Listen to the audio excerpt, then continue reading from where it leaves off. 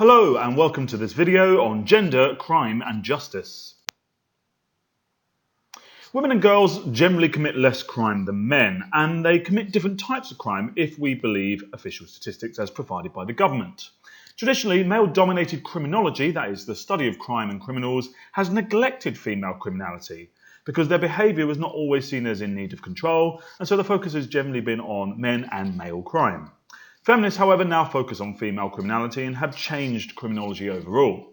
Sociologists have also begun to focus on male crime as a form of an expression of masculinity, so it's actually perhaps a resource by which men can prove their masculinity in a time when many sociologists are arguing that actually masculinity may be in crisis. Some sociologists and criminologists argue that official statistics cannot be trusted, and that the amount of female crime may in fact be wildly underestimated. They argue that female crimes, generally things such as property theft and prostitution, and by property theft we're really focusing here on shoplifting, are unlikely to be reported, unlike violent or sexual crime, which is often seen as more male crime. Why might this be the case? Well, if we think about it in terms of shoplifting, often the shoplifting is occurring in very large businesses, multinational corporations, perhaps supermarkets, where in fact these businesses expect to an extent that some things will be stolen, and they write off a certain amount against their insurance of the things that they might be losing, known as wastage. Moreover, when it comes to prostitution, we need to think about who exactly is going to be reporting prostitution outside of a, say, off-duty police officer who happens to catch a prostitute and a customer in the act. Because ultimately the customer, the person paying for the prostitute, is not going to be reporting themselves, let alone the prostitute's behaviour, and the prostitute's not going to be reporting their behaviour otherwise. So this may be why we see less of these statistics on the official crime statistics provided by the government in the British Crime Survey. When women's crimes are reported, however, they also tend to be less likely to be prosecuted or are let off lightly. And there's a whole range of theories as to why this might be the case. One such theory is the chivalry thesis. Chivalry is defined as courteous behaviour, especially that of a man towards women. Now, chivalry actually goes back many, many hundreds of years. It's a French knightly code. It was all about how knights should treat each other when they were on the battlefield. Now, today that has been somewhat transformed. We don't really have knights on battlefields anymore. Instead, it's more about, again, how men treat women and how they should be socialised to treat women and how they should respect women. An example of contemporary or modern day chivalry might be a man holding a door open for a woman to walk through. It's a very traditional viewpoint. One might even argue that it's rooted in patriarchy or sexism or misogyny. Others could argue that it's a romantic gesture in the modern age. The thesis argues that most criminal justice agents, such as the police, are men, and men are socialised to act in a chivalrous or honourable way towards women. That is, they almost want to care for or protect women. Therefore, the criminal justice system is more lenient with women, and so their crimes are less likely to end up in official statistics. This gives an invalid picture that exaggerates the extent of gender differences in rates of offending. Evidence from self-report studies suggests that female offenders are treated more leniently. Flood Page and others found that while only 1 in 11 female self-report offenders had been cautioned, the figure for males was 1 in 7 self-report offenders. So we have a discrepancy there.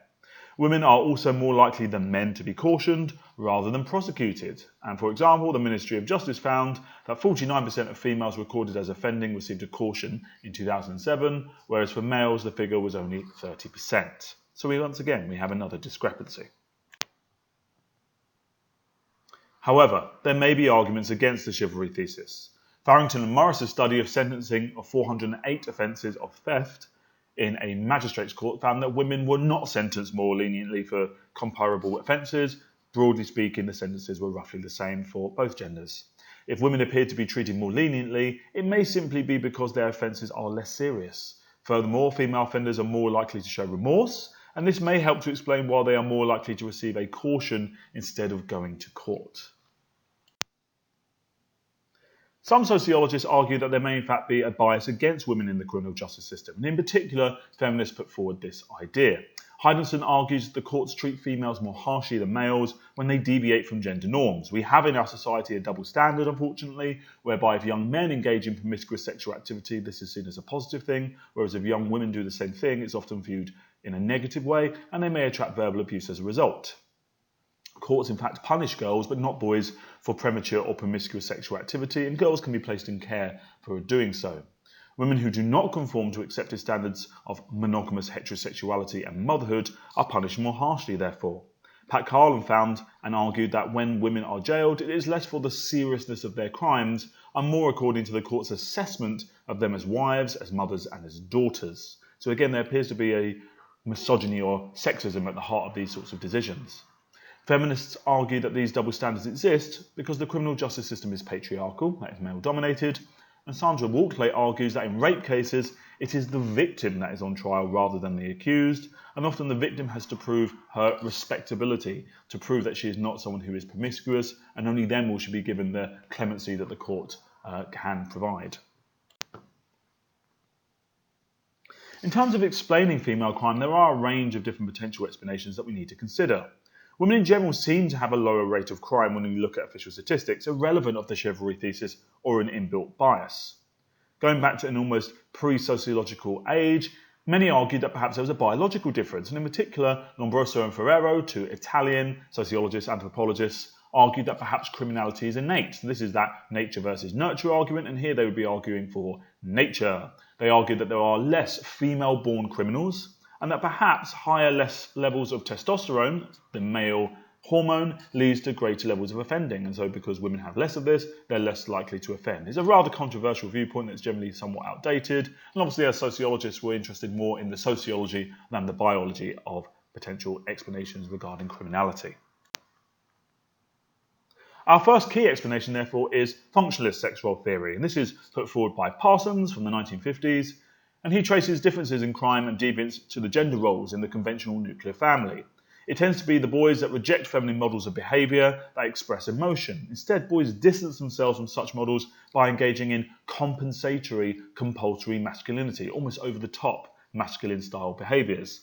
Because men have much less of a socialising role than women in the nuclear family, socialisation can be more different for boys than for girls. So little girls growing up looking at mum, that socialisation seems a fairly sort of common and natural and straightforward trend. For little boys, however, looking up at their mum, they may feel, well, you're not male, I don't really know how I should be taking the socialisation you're giving me, perhaps I should be behaving in a different way, perhaps I should be engaging in compensatory, compulsory masculinity. Interestingly, Cohen argued the relative lack of an adult male role model means boys are more likely to turn to all-male street gangs as a source of masculine identity. So we can hark back there to subcultural strain theory. Neoliberal New Right theorists argue that the absence of a male role model leads to boys turning to criminal street gangs as a source of identity. So they're looking for a way to be themselves or to find an identity that they can latch onto when dad is not around. And again, this for neoliberals and the New Right and for functionalists is an example of why you need to have a good, strong breadwinner, male role model in the family who's going to act as someone to look up to for little boys. However, although the theory tries to explain gender differences in crime in terms of behaviour learned through socialisation, it is ultimately based on biological assumptions about sex differences. I mean, there's no reason to believe necessarily that little girls are naturally going to latch onto their mothers and see them as role models. They could be latching onto dad and seeing them as role models. And there's no reason why little boys could not be latching onto mum and seeing her as a role model versus a father. So the idea that there's somehow a socialisation meets biology issue here is somewhat problematic. So again, we need to distance ourselves from those sorts of arguments. Heidensohn argues that the most striking thing about women's behaviour is how conformist it is. They commit fewer crimes than men. They generally conform to a gender stereotype. In her view, this is because patriarchal society imposes greater control over women, and this reduces their opportunities to offend. So they simply just don't have the opportunities to go out and commit crime. Patriarchal control is exerted in three major areas. She identified firstly at the home. Women are generally expected to be homemakers, bringing up the kids, doing the cooking and cleaning, which keeps them busy and prevents them from being able to commit crime. Little girls also are generally expected to be at home, engaging in a bedroom culture with their friends when it comes to their leisure time. Otherwise, they should be perhaps helping mother. So again, no opportunity to commit crime. And when dad comes home or husband comes home, he's the main breadwinner, he's the main decision maker. And he may, in fact, for many feminists, be using forms of domestic violence or at the very least the threat of violence in order to maintain control in the home. In terms of controlling the public, women often feel that they can't go out late at night or they don't want to go places which are dark because they may be fearful of some sort of attack or sexual abuse or rape. So when they are in public, it's often going to be during daylight hours. They're either going to be in school or college or university as a young person, or perhaps as an older person. If they are perhaps married with kids, they'll be going out doing the shopping, possibly socialising with female kin. Again, very little opportunities to commit crime. Finally, in terms of work, most women, generally speaking, when they are in the workplace, will find that their bosses are likely to be male, and because of that, there's patriarchal control being exerted there. Arguably, the work environment is still seen as a male environment, and so there may be patriarchal norms that prevent women from being able to commit crime. Even when women do move up the ranks, it's very hard for them to commit crime, or arguably they cannot commit middle class or white collar crime because they find it harder to break the glass ceiling and get into those types of roles. Carlen puts forward the concept of the class and gender deals, again as a form of control over women by patriarchal society, and again this might be an explanation for why they cannot commit crime. Carlen conducted a study of 39 50 to 46-year-old working class women who had been convicted for a range of crimes. Carlen argues that working class women are generally led to conform for the promise of two types of rewards or deals. So essentially, women do not commit crime if they come from working class backgrounds because they're told, right, you take up one of these two deals, that's your pact with society so that you don't commit crime. And essentially what Carlen is saying is when women do commit crime, it's because these two deals haven't come good, as it were. The class deal is that women who work will be offered material rewards. They will get a pay packet at the end of every month with a decent standard of living as a result and leisure opportunities. And for many women, this is enough to prevent them from committing crime. The gender deal, however, is the more sort of patriarchal product of ideology, which promises women material and emotional rewards from family life by conforming to the norms of a conventional domestic gender role. And again, if they do this, there's less opportunities available to them to be able to go out and commit crime generally. If these rewards are not available or worth the effort, crime becomes more likely. Carlen argues that this was the case with the women in her study. In terms of the class deal, the women had failed to find a legitimate way of earning a living, that is, having a job, and this left them feeling oppressed and the victims of injustice, hence they turned to crime. In terms of the gender deal for conforming to patriarchal family norms, most of the women had either not had the opportunity to make a deal, that is, they had not met someone, got married, settled down and had kids, or saw few rewards and in fact many disadvantages of family life and so decided to go elsewhere. Many of the women had reached the conclusion that crime was the only route to a decent standard of living and they had nothing to lose and everything to gain. So they'd done a cost-benefit analysis, looked at the deals and thought, not for me, and decided to turn to crime. In terms of evaluation, Heidensohn shows the many patriarchal controls that prevent women from deviating, whilst Carlen shows how the failure of patriarchal society to deliver the promised deals to some women removes the controls that prevent them from offending, hence they commit crime. However, Carlen's sample was small and maybe unrepresentative, consisting as it did largely of working class and serious offenders. For Heidensohn, there may be an argument to say that some of her ideas may somewhat be outmoded or outdated today, and perhaps they need to be reconsidered as a result. Frieda Adler argues that as women become liberated from patriarchy, their crimes will become as frequent and as serious as men's. Adler argues that changes in the structure of society has led to changes in women's offending and behaviour, for example, through greater opportunities in education because of a lack of patriarchal control. As a result, women now commit typically more male offences, such as white-collar crimes. This is because of women's greater self-confidence and assertiveness, and the fact that they now have greater opportunities in the legitimate structure, that is, they are moving up the hierarchy in the workplace and smashing the glass ceiling slowly but surely. However, the female crime rate actually began to go up long before the women's liberation movement, that is the 1950s, whereas the movement itself came out in the 1960s. Most female criminals are working class, the group least likely to be influenced by women's liberation, in fact, which has benefited middle-class women more. There is little evidence that the illegitimate opportunity structure of professional crime has opened up to women. It still seems to be a fairly male-dominated environment. However, Adler's thesis does draw attention to the importance of investigating the relationship changes in women's position and changes in patterns of female offending. However, it can be argued that she overestimates both the extent to which women have become liberated and the extent to which they are now able to engage in serious crime. We now need to focus on explaining male crime. Arguably, although criminologists have focused on male criminality, until recently they have not asked what it is about being male that leads men to offend. They just generally tended to assume that men were more likely to commit crime. The concept of masculinity may help us in trying to understand this. And here we're looking at the work of James Messerschmitt.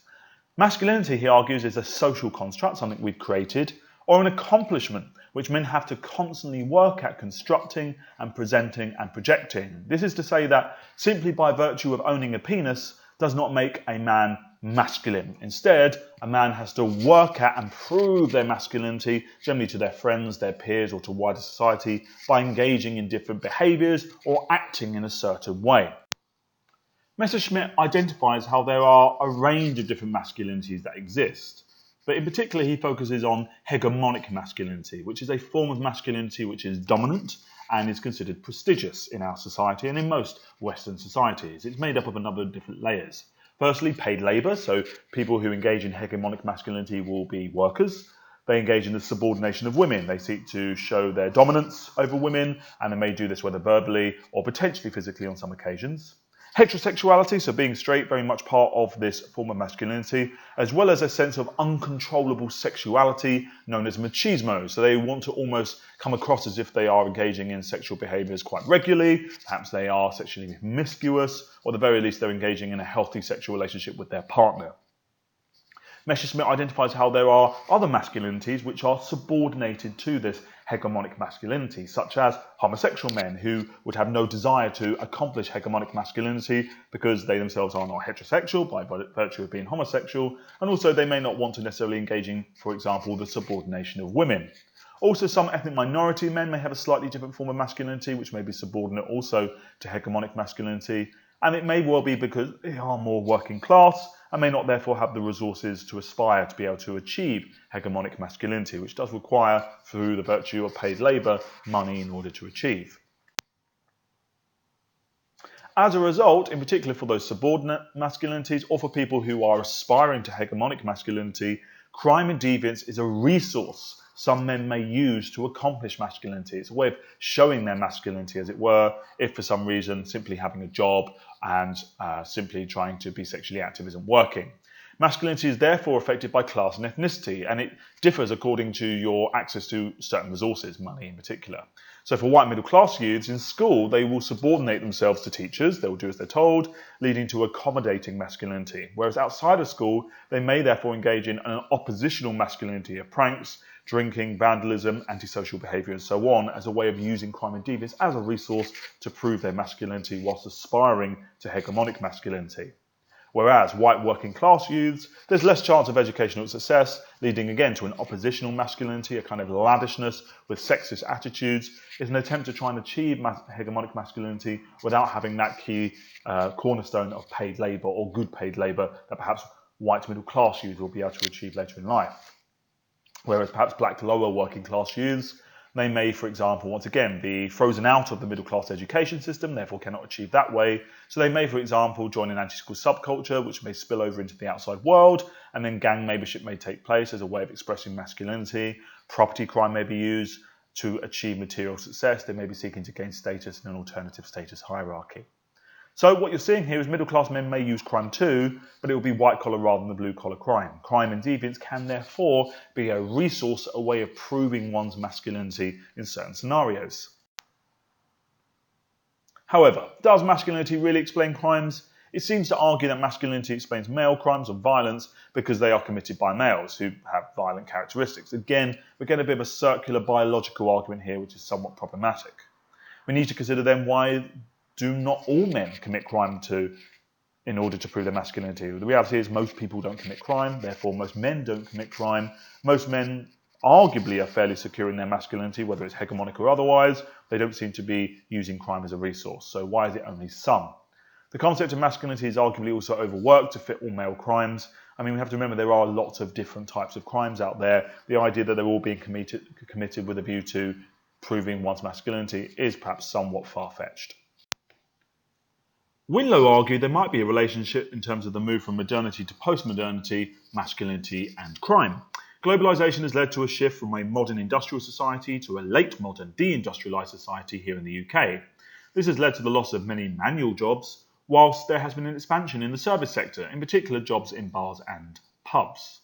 Winlow's study of bouncers in Sunderland, an area of deindustrialization and unemployment, found that working as bouncers in clubs provided young men with both paid work and the opportunity for illegal business ventures in drugs and alcohol, as well as the opportunity to demonstrate their masculinity through the use of violence. So they are engaging here in paid work, they're also doing some illegal activity on the side, perhaps selling drugs, but also proving their masculinity through violent behaviours. Winlow notes that in modern society there has always been a violent conflict subculture in Sunderland, in which hard men, to use the slang, earn status through their ability to use violence. However, the absence of a professional criminal subculture meant that there was little opportunity for a career in organised crime. And here we'll harken back to the work of Cloward and Olin. Winlow posits the concept of bodily capital to help explain this. Under postmodern conditions, an organised professional criminal subculture has emerged as a result of the new illicit business opportunities to be found in the nighttime economy, that is in pubs and clubs. In this subculture, the ability to use violence becomes not just a way of displaying masculinity, but a commodity with which to earn a living. The men use their bodily or physical capital to maintain their reputation. So for example, bouncers seek to develop their physical assets by bodybuilding, by working out, heavy lifting and so on. Winlow notes that this is not just a matter of being able to use violence and win fights, but of maintaining the sign values of their bodies, that is looking the part so as to discourage competitors from challenging them, both punters and also other bouncers. This reflects the idea that in postmodern society, signs take on a reality of their own, independent of the thing they supposedly represent. So being actually able to beat someone up, say, or be physically violent is as important as looking as if you can. Winlow's study shows how the expression of masculinity changes with the move from modern industrialised society to a postmodern de-industrialised one. At the same time, this opens up new criminal opportunities for men who are able to use violence to express masculinity, by creating the conditions for the growth of an organised criminal subculture. So again, by coming across as if you can use violence, that is a way of proving one's masculinity. Engaging in crime and deviance is a resource in order to become or show one's hegemonic masculinity. That's it. Thank you very much.